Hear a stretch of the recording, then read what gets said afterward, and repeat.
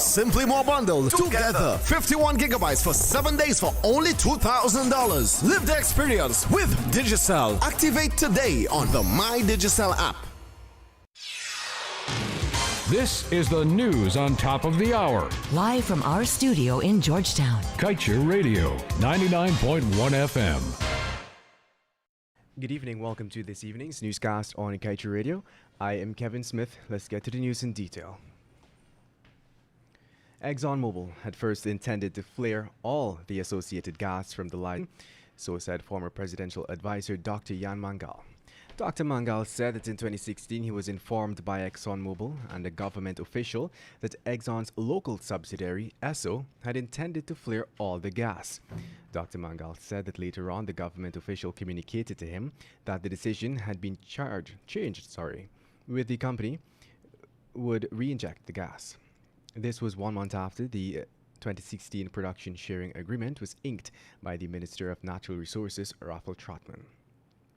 And now let's tell you, in Ghana, there are several pieces of policies, guidelines, and regulations that protect the interests of citizens in the oil sector. The local content policy and regulations of that nation state, for example, that foreign companies cannot participate in the oil sector to bid for contracts unless they join forces with companies established by Ghanaians. But those rules go beyond that, as Ghana has an additional set of guidelines which ensure that Ghanaians are not merely added to joint venture agreements as window dressing. And on that note, let's tell you ExxonMobil has started vetting suitable firms to execute the 4 necessary studies for Guyana's intended gas-to-shore project. This is according to Minister of Natural Resources Vikram Bharat. The project would utilize associated gas from Exxon's Liza Phase 1 project, which has been in operation since December of 2019. After facing much flack from the public regarding the project's feasibility and the fast pace at which government was moving, Vice President Bharat Jagdeo had informed that 4 studies would be conducted before moving to the construction phase of the project.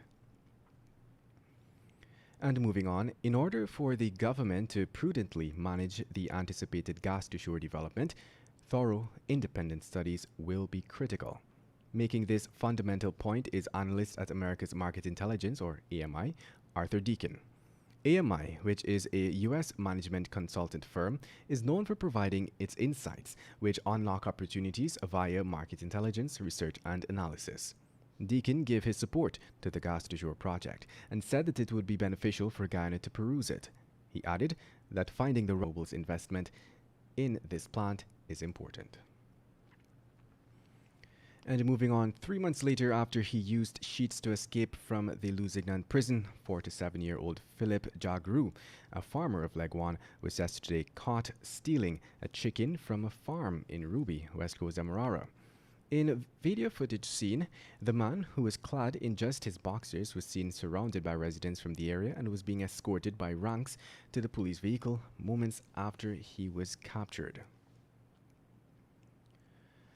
In other news, a meeting of the Parliamentary Oversight Body, the Public Accounts Committee, or PAC, was again on Monday last abruptly halted without addressing the primary matter on its agenda, namely a motion calling for the removal of opposition MP David Patterson as chairman of that body.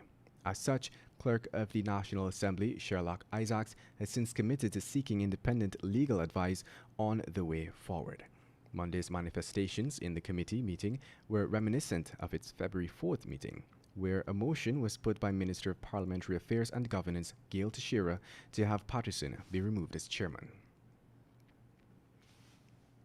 And moving on, Chief Justice Roxanne George Wiltshire on Monday ordered GRA and the Guyana Energy Agency to pay $12,825,000 for fuel illegally detained from Atlantic Fuels, Inc., a company owned by Dr. Richard Van West Charles, former head of GWI.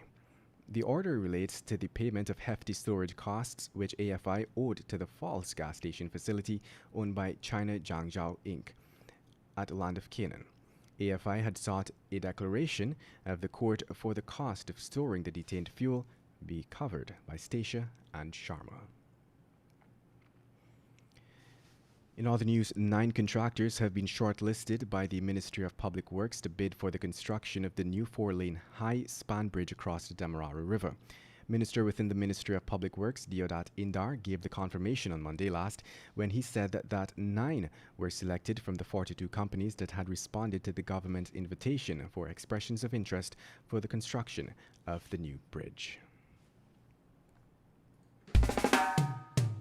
And that's the news of the moment. Remember to get the full details of these stories, pick up a copy of the Kaitra News. And don't forget, you can catch us on